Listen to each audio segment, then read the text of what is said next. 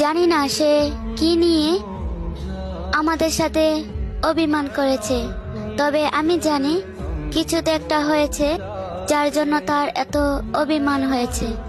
তবে সে কি জানে তার এই অভিমান আর লুকোচুরি খেলায় আমরা আর্মিরা কতটা কষ্ট পাচ্ছি?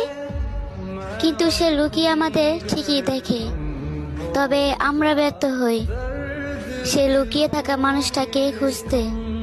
কিন্তু আর মাত্র 2 মাস, তখন সে ফিরে আসবে।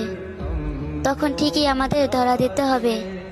তারপর দেখে নেব তার এত অভিমান কোথায় রাখে।